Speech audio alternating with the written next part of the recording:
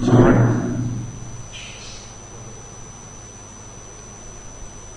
Dear student, आज हम लोग क्लास 10 सब्जेक्ट मैथ लेसन 6 त्रिभुज पार्ट 5 के बारे में सीखेंगे। इसके पहले हम लोग 4 पार्ट्स ऑलरेडी पढ़ चुके हैं, जिसके अंतर्गत हम लोगों ने त्रिभुजों की सर्वांग समता, त्रिभुजों की समरूपता और इसी के आगे त्रिभुजों की समरूपता के लिए कसौटियां और उन पर बेस्ड प्रॉब्लम्स को सॉल्व कर चुके हैं। आज के इस लेक्चर में हम लोग एक नए टॉपिक, जिसमें कि हमें त्रिभुज जो कि समरूप दिए गए होंगे और उनके एरिया में रिलेशन को डिस्क्राइब करना होगा। तो स्टार्ट करते हैं। तो जैसा कि यहां पे लिखा गया है कि समरूप त्रिभुजों का क्षेत्रफल, ट्रायंगल जो कि समरूप है उनका जो एरिया है उसके बारे में यहां पे चर्चा की जा रही है। तो दो समरूप त्रिभुजों में उनकी संगत भुजाओं के अनुपात एक ही समान रहते हैं। जैसा कि यहां पे बोला गया है कि दो समरूप त्रिभुजों में उनकी जो संगत भुजाएं होंगी उनका जो रेशियो होगा वो ऑलवेज इक्वल रहता है, एक ही समान रहता है। अब इसी में आगे बोला गया है, क्या आप सोचते हैं कि इन त्रिभुजों का क्षेत्रफलों के अनुपात और इनकी संगत भुजाओं के अनुपात में कोई संबंध है? हमें यहां पर एक फिगर ड्रा किया गया है जिसमें कि हमें दो त्रिभुज दिख रहे हैं, एक त्रिभुज एबीसी, सेकेंड त्रिभुज पीक्यूआर। अब इसमें बोला यह जा रहा है कि इन त्रिभुजों के क्षेत्रफलों का अनुपात यानी एरिया ऑफ त्रिभुज एबीसी, अगर हम इस त्रिभुज एबीसी का एरिया निकाले और एरिया ऑफ त्रिभुज पीक्यूआर, इनका एरिया निकालने के बाद में उसका हम रेशियो करें, तो क्या ये जो रेशियो होगा यानी एरिया ऑफ ट्रायंगल एबीसी और एरिया ऑफ ट्रायंगल पीक्यूआर, तो जो ये रेशियो होगा, क्या यह रेशियो इनकी संगत भुजाओं के अनुपात में कोई संबंध को व्यक्त करेगा? हमें इसके इस रिलेशन के बारे में यहां पर पता करना है।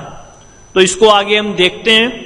तो प्रमेय में एक स्टेटमेंट बोला जा रहा है कि दो समरूप त्रिभुजों के क्षेत्रफलों का अनुपात इनकी संगत भुजाओं के अनुपात के वर्ग के बराबर होता है। तो जो प्रीवियस पेज पे चर्चा की गई कि क्या इनकी संगत भुजाओं के साथ रिलेशन होता है, तो उस रिलेशन को ऑलरेडी इस प्रमेय में एक स्टेटमेंट के थ्रू डिस्क्राइब किया गया है कि बोला जा रहा है कि उनका जो क्षेत्रफलों का रेशियो होगा उनकी संगत भुजाओं के अनुपात के वर्ग के बराबर होगा। यानी इतनी तो हमें जानकारी मिल गई कि उनके भुजाओं के संगत भुजाओं के रेशियो के साथ उस एरिया का रिलेशन है जो कि वर्ग के रूप में है। अब इसको हम यहां पर प्रूव करेंगे।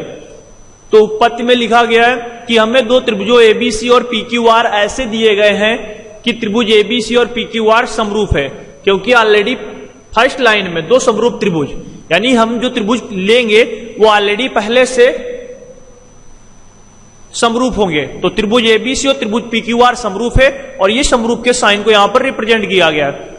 अब प्रूव करने वाला पोर्शन कि एरिया ऑफ त्रिभुज एबीसी, एरिया ऑफ त्रिभुज पीक्यूआर, उनकी जो संगत भुजाएं हैं उनके रेशियो, संगत भुजाओं का रेशियो और साथ में रेशियो का वर्ग, संगत भुजाओं के अनुपात के वर्ग। तो संगत भुजाएं जैसे कि त्रिभुज एबीसी में एबी के संगत जो भुजा होगी वो पी क्यू होगी। अब इनका रेशियो करेंगे यानी एबी बटा पी क्यू किया, और वर्ग संगत भुजाओं के रेशियो का वर्ग, तो इसीलिए एबी बटा पी क्यू का वर्ग किया गया। ऐसे ही एसी भुजा के संगत भुजा पी आर है तो एसी बटा पी आर लिखा गया और रेशियो करके वर्ग किया गया। और लास्ट जो संगत भुजा बीसी के क्यू आर है तो बीसी बटा क्यू आर का वर्ग किया गया। तो हमें यह प्रूव करना है जो कि यहां पर लिखा गया है। अब इसी के आगे दो त्रिभुजों के क्षेत्रफल ज्ञात करने के लिए हम इनके क्रमशः शीर्ष लंब एएम और पीएन खींचते हैं। तो इसमें एरिया निकालने के लिए कि एरिया निकालना है तो उसके लिए हमें हाइट चाहिए, वो भी परपेंडिकुलर, तो उसके लिए हमें लंब ड्रा करना पड़ेगा, जिसको हमने शीर्ष ए से त्रिभुज एबीसी में ड्रा किया एएम। इसी प्रकार से त्रिभुज पीक्यूआर में शीर्ष पी से ड्रा किया लंब पीएन। अब एरिया ऑफ त्रिभुज एबीसी इज इक्वल टू, अगर किसी त्रिभुज का हमें एरिया पता करना हो तो उसके लिए हमें बेस पता होना चाहिए और परपेंडिकुलर हाइट पता होनी चाहिए, जिसके अकॉर्डिंग हम लिख सकते हैं 1/2 बेस इंटू परपेंडिकुलर हाइट। तो 1/2 बेस त्रिभुज एबीसी में बीसी हो जाएगा और शीर्ष लंब हो जाएगा AM, जो कि उसकी परपेंडिकुलर हाइट हो जाएगी। तो इस प्रकार से इस त्रिभुज का ये एरिया हमें पता हो जाएगा। अब त्रिभुज PQR का एरिया निकालेंगे तो सेम इसी प्रोसेस से 1/2 आधार QR इंटू शीर्ष लंब परपेंडिकुलर हाइट PN। तो इस प्रकार से हमें PQR का भी एरिया पता हो जाएगा कि टोटल इसका एरिया कितना होगा और ABC का भी एरिया क्या होगा। तो ABC का एरिया इस प्रकार से PQR का एरिया हम कैलकुलेट कर सकते हैं। अब इसी के आगे अब दोनों जो एरिया हमें पता हुए, जो कि यहां पर हमें दिखाई दे रहे हैं, एरिया त्रिभुज ABC, एरिया त्रिभुज PQR, इन दोनों को डिवाइड किया गया। क्यों? क्योंकि यहां पे बोला गया है कि जो त्रिभुजों के क्षेत्रफल होंगे उनका अनुपात, तो अनुपात निकालने के लिए हम क्या करेंगे, ABC के एरिया को PQR के एरिया से भाग कर देंगे। तो भाग करने पर ये इसका रेशियो हो गया। अब रेशियो को यहां पर 1/2 BC into AM, 1/2 QR into PM, तो 1/2 ये कैंसिल आउट हो जाएगा और बचेगा जो टर्म बचेगा वो हमें BC इंटू AM बटा QR इंटू PN के रूप में प्राप्त होगा। अब इसमें हम जो फिगर ABC और त्रिभुज PQR दर्शाए गए थे उनमें हम त्रिभुज ABM में, तो अब त्रिभुज ABM और PQN में, तो पुनः फिगर में देखेंगे तो हमें यहां पर ये दिख रहा है, एक ये त्रिभुज हो गया, दूसरा ये त्रिभुज हो गया। तो इन दो त्रिभुजों में जो हमने यहां पर छायांकित किया है, अब इन दोनों त्रिभुजों में कंपेयर की जा रही है, रिलेशन स्थापित किया जा रहा है। तो जैसा कि यहां पर बोला गया कि त्रिभुज ABM और PQN में कोण B बराबर कोण Q, क्योंकि त्रिभुज ABC और त्रिभुज PQR समरूप है और समरूप त्रिभुजों में रिलेशन होता है कि उनके जो कोण होते हैं वो संगत कोण इक्वल होते हैं, जिसके अकॉर्डिंग फिगर में जब हम देखेंगे तो कोण B के संगत जो कोण होगा Q होगा। तो कोण B के संगत कोण Q है, तो त्रिभुज ABC में और त्रिभुज PQR में दोनों में समरूपता के रिलेशन के कारण कोण B Q के बराबर होगा और कोण B कोण Q यह पुनः त्रिभुज AMB और त्रिभुज PNQ में भी आ रहा है, जिस कारण से इसका जो फर्स्ट ये पॉइंट लिखा गया है कोण B कोण Q के इक्वल होगा। अब इसी के आगे कोण M बराबर कोण N, प्रत्येक कोण 90 डिग्री का। क्यों? क्योंकि दोनों त्रिभुजों में शीर्षों से लंब डाले गए हैं और जब भी हम किसी त्रिभुज के शीर्ष से लंब डालते हैं तो जिस भुजा पर लंब डाला जाता है उस पर वो परपेंडिकुलर ड्रा होता है, यानी वहां पर जो एंगल बनता है वो ऑलवेज 90 डिग्री का क्रिएट करेगा। जिसके अकॉर्डिंग अगर हम जिन दो त्रिभुजों में कंपेयर कर रहे हैं उनमें अगर हमने कंपेरिजन में उस त्रिभुज के दो एंगल को इक्वल कर दिया तो जो शेष बचा एंगल होगा वो भी इक्वल होगा। तो इसके अकॉर्डिंग हम लिख सकते हैं कि वो जो त्रिभुज होंगे वो समरूप हो जाएंगे, क्योंकि तीनों एंगल इक्वल हो गए। अब समरूपता की कसौटी के आधार पर हम लिख सकते हैं कि उनकी संगत भुजाओं में जो संबंध होगा वो समानुपाती होगा, जिसके अकॉर्डिंग AM बटा PN। पुनः फिगर देखेंगे, AM जो कि लंब ड्रा किया गया, इसके संगत भुजा PN, तो इसको हम लिखेंगे AM बटा PN is equal to AB भुजा बटे में संगत भुजा AB के PQ। तो AM बटा PN is equal to AB बटा PQ। इसको इक्वेशन नंबर 2 दे दिया गया। अब इक्वेशन नंबर 1 में जहां तक हम लोगों ने भी सॉल्व किया था उनके एरिया का रेशियो निकाला था और वो रेशियो जो हमें दिख रहा है BC into AM upon QR into PN के रूप में दिख रहा है।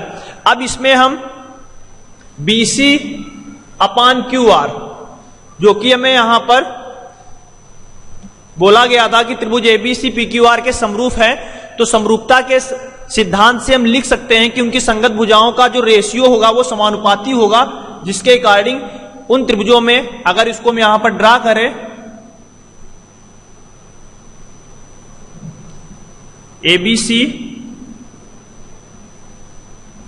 PQR AM और ये PN,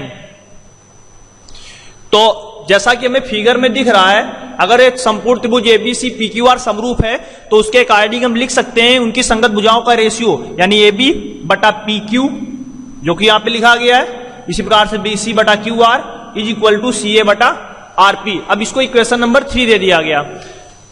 अब इसी के आगे हम जो फर्स्ट इक्वेशन थी जिसमें कि हमें ये रिलेशन मिला था, फर्स्ट इक्वेशन जो कि हमें यहां पे दिख रही है।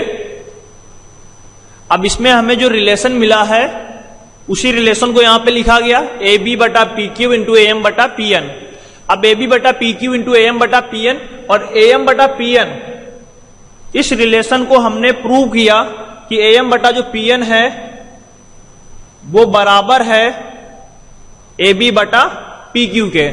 तो उसको हम वहां पे पुट कर देंगे, ए बी बटा पी क्यू ए एम बटा पी एन के स्थान पर मल्टीप्लाई करेंगे, ए बी की ए बी से गुणा A B square, P Q की पी क्यू से गुणा पी क्यू स्क्वायर। तो यहां से हमें एक रिलेशन मिला कि एरिया ऑफ त्रिभुज एबीसी अपॉन एरिया ऑफ त्रिभुज पी क्यू आर इक्वल होता है उनकी संगत भुजाओं के रेशियो के वर्ग के। इसी प्रकार से अन्य जो भुजाएं होंगी उनमें भी हम सेम रिलेशन को क्रिएट कर सकते हैं। तो उस कंबाइंड रिलेशन को यहां पे लिखा गया है कि एरिया ऑफ त्रिभुज एबीसी बटा एरिया ऑफ त्रिभुज पी क्यू आर इक्वल होता है उनकी संगत भुजाओं का अनुपात का वर्ग, यानी ए बी बटा पी क्यू का होल वर्ग is equal to B C बटा क्यू आर का होल वर्ग is equal to C A upon R P का होल वर्ग। तो अब हम इसी सिद्धांत और कॉन्सेप्ट पर बेस्ड कुछ प्रॉब्लम्स को सॉल्व करेंगे। तो जो फर्स्ट प्रॉब्लम है उस फर्स्ट प्रॉब्लम में बोला जा रहा है कि मान लीजिए त्रिभुज एबीसी समरूप है त्रिभुज डीईएफ के और इनके क्षेत्रफल क्रमशः 64 सेंटीमीटर स्क्वायर और 121 सेंटीमीटर स्क्वायर है। यदि ईएफ की माप 15.4 सेंटीमीटर हो, 15.4 सेंटीमीटर हो, तो बीसी की माप क्या होगी हमें ये कैलकुलेट करना है। तो सबसे पहले हमें फर्स्ट लाइन में बोला गया है इसका हमें यूज करना है कि जो त्रिभुज है वो समरूप है।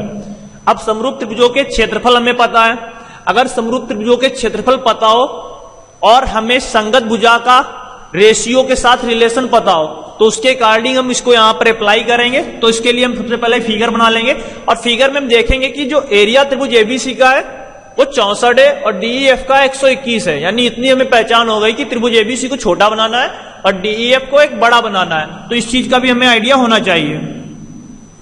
तो हमने एक त्रिभुज एबीसी क्रिएट बनाया। अब इसका जो ये एरिया होगा ये 64 है,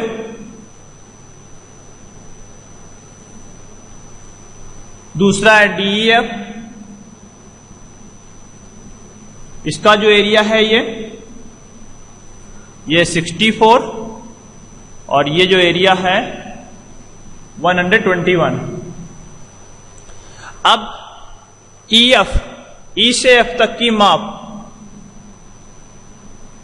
इसको बोला गया 15.4 सेंटीमीटर और क्वेश्चन में जानना चाह रहे हैं कि बीसी की माप होगी कितनी। अगर इसको मैक्स मान ले तो मैं एक्स ये कैलकुलेट करना है कि आखिर कितना होगा। तो पुनः जो भी हमने कॉन्सेप्ट पढ़ा उसको यहां पे अप्लाई करेंगे कि एरिया ऑफ त्रिभुज एबीसी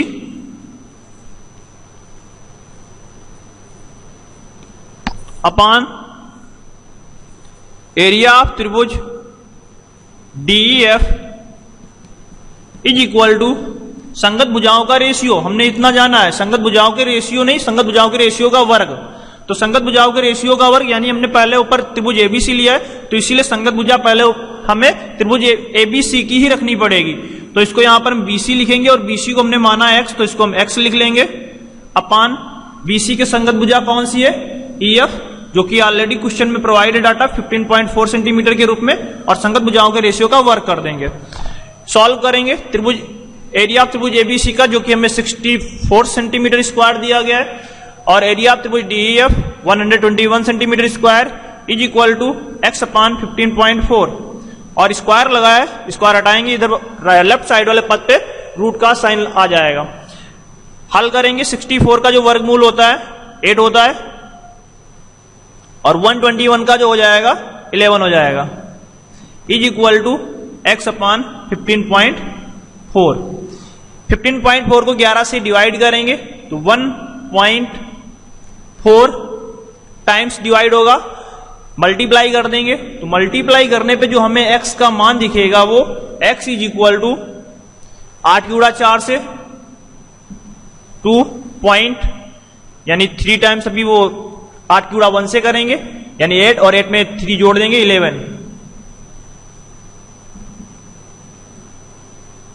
तो जो ये प्रॉब्लम दी गई थी जिसमें कि हमें समरूप त्रिभुजों के क्षेत्रफल बता दे और उसमें संगत भुजाओं में एक भुजा की माप दी गई थी, दूसरी भुजा की माप नहीं पता है, जिसको कि हमने यहां पर कैलकुलेट किया, 11.2 सेंटीमीटर के रूप में डाटा को प्राप्त किया। यही इसका सॉल्यूशन होगा। नेक्स्ट प्रॉब्लम को हम लोग अब देखेंगे। नेक्स्ट प्रॉब्लम में बोला गया है कि सिद्ध कीजिए कि एक वर्ग की किसी भुजा पर बनाए गए समबाहु त्रिभुज का क्षेत्रफल उसी वर्ग के एक विकर्ण पर बनाए गए समबाहु त्रिभुज के क्षेत्रफल का आधा होता है। तो सबसे पहले हम फिगर को ड्रा करेंगे दिए गए थ्योरी के अकॉर्डिंग। तो बोला गया है कि एक वर्ग की किसी भुजा पर बनाए गए समबाहु त्रिभुज, तो एक सबसे पहले हम स्क्वायर बनाएंगे।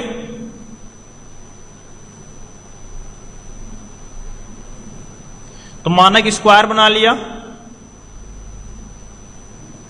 A B C D. अब इसमें बोला गया किसी एक भुजा पर समबाहु त्रिभुज, तो जैसा कि हमने एक सीडी भुजा पर समबाहु त्रिभुज बनाया, सीडी की माप का समबाहु त्रिभुज पहचान होती है कि उसका प्रत्येक जो एंगल होता है वो 60 डिग्री का होता है। तो किसी भुजा पर बनाए गए समबाहु त्रिभुज का क्षेत्रफल यानी कि इसका जो एरिया होगा उसी वर्ग, यानी जो हमें वर्ग एबीसीडी दिख रहा है कि एक विकर्ण पर बनाए गए समबाहु त्रिभुज, यानी इसका एक विकर्ण, तो हमने ए को सी से मिला लिया। अब ए और सी यानी विकर्ण है, जो इस विकर्ण की लंबाई का एक समबाहु त्रिभुज हम बनाएंगे।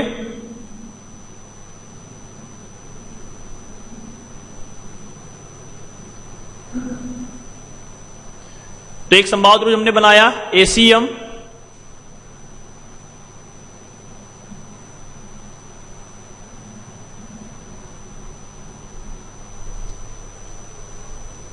अब इसके आगे बोला गया है कि उसी वर्ग के एक विकर्ण पर बनाए गए समबाहु त्रिभुज के क्षेत्रफल का आधा होता है, यानी कि जो एरिया डीईसी का होगा वो एरिया विकर्ण पर बनाए गए त्रिभुज के क्षेत्रफल का आधा होगा, 1/2 होगा। यानी इसको हमें प्रूव करना है कि एरिया ऑफ त्रिभुज डीसीई इज इक्वल टू 1/2 होगा एरिया ऑफ त्रिभुज एसीएम। हमें यह प्रूव करने को बोला गया है। तो इसके सॉल्व करने के दो प्रोसेस हो सकते हैं। एक तो हम जो इस लेक्चर में पढ़ रहे हैं कि क्षेत्रफलों के रेशियो के कॉन्सेप्ट के थ्रू कि अगर त्रिभुज समरूप है और उनके क्षेत्रफल हमें पता है तो उसके अकॉर्डिंग हमने रिलेशन पढ़ा है कि उनके क्षेत्रफलों का जो रेशियो होता है संगत भुजाओं के अनुपात के वर्ग के बराबर होता है। तो उसको अप्लाई करके सॉल्व कर सकते हैं। दूसरा हम इसमें मानक मान लेंगे भुजा को, जिसके अकॉर्डिंग भी इसको सॉल्व कर सकते हैं। तो इसको सॉल्व करेंगे तो जैसा कि हमें इसमें त्रिभुज डीसीई व त्रिभुज एसीएम दो त्रिभुज दिए गए हैं। दोनों त्रिभुज समबाहु त्रिभुज है।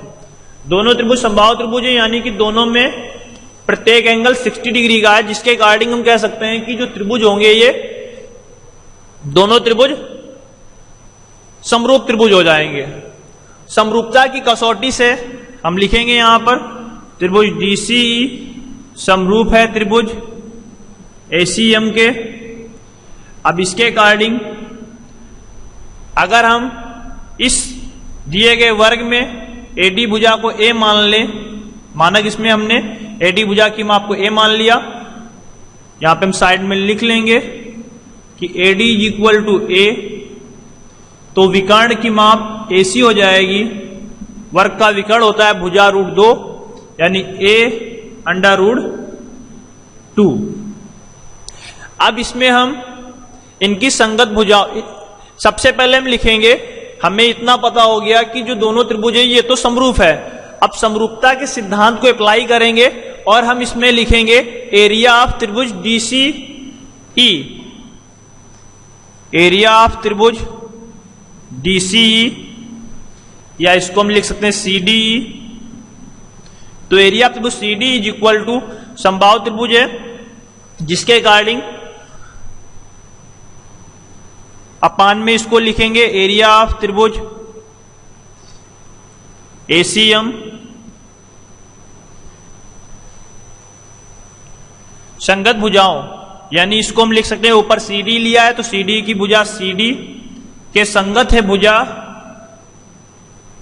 AC और दोनों का हम स्क्वायर कर देंगे, संगत भुजाओं के अनुपात का square.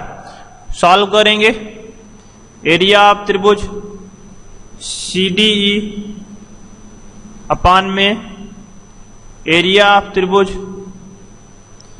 ACM is equal to, अब CD भुजा की माप जो कि एक वर्ग की भुजा है यानी A हो जाएगी, अपान में AC जो कि वर्ग का विकर्ण है A√2 हो जाएगा। स्क्वायर कर देंगे, तो स्क्वायर करने पे इसको सॉल्व करेंगे तो इक्वल में आएगा 1/2। अब इसमें हम रिलेशन लिखेंगे, तो रिलेशन लिखने पे हमें जो रिलेशन दिखेगा, एरिया ऑफ त्रिभुज CDE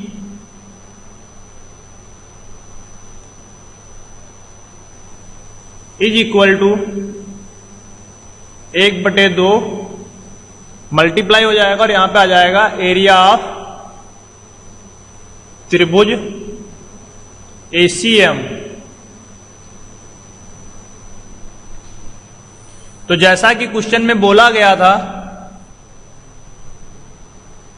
कि एक वर्ग की किसी भुजा पर बनाए गए समबाहु त्रिभुज का क्षेत्रफल उसी वर्ग के एक विकर्ण पर बनाए गए समबाहु त्रिभुज के क्षेत्रफल का आधा होता है। तो हमने सबसे पहले रिलेशन जो कि उन समबाहु त्रिभुजों में दिख रहा है कि ये दोनों समबाहु त्रिभुज समरूप हैं, समरूपता के सिद्धांत को अप्लाई किया, जिसके कारण उनके क्षेत्रफलों का रेशियो किया उनकी संगत भुजाओं के अनुपात के वर्ग के इक्वल, और उनकी संगत भुजाओं के जो मान थे जो कि हमने मानक माने कि वर्ग की भुजा अगर A है तो उसका विकर्ण हो जाएगा A√2, उसके मान को हमने रखा और रिलेशन में हमने पाया कि एरिया ऑफ त्रिभुज DCE या CDE इक्वल है हाफ एरिया ऑफ त्रिभुज ACM के। हमें यही प्रूव करना था। तो आज के इस लेक्चर में हम लोगों ने त्रिभुज के क्षेत्रफल जो कि समरूप थे उनके क्षेत्रफलों का रेशियो संगत भुजाओं के रेशियो के साथ स्थापित किया, जिसमें हमने जाना कि उनके क्षेत्रफलों का जो रेशियो है संगत भुजाओं के रेशियो के वर्ग के इक्वल होता है, और उन्हीं पर बेस्ड कुछ प्रॉब्लम्स को सॉल्व किया। आशा करते हैं आप लोग आज बताए गए न्यूमेरिकल्स को सीख पाए होंगे और उन पर बेस्ड नेक्स्ट जो प्रॉब्लम आप लोगों को मिलेगी उनको सॉल्व कर पाएंगे। धन्यवाद।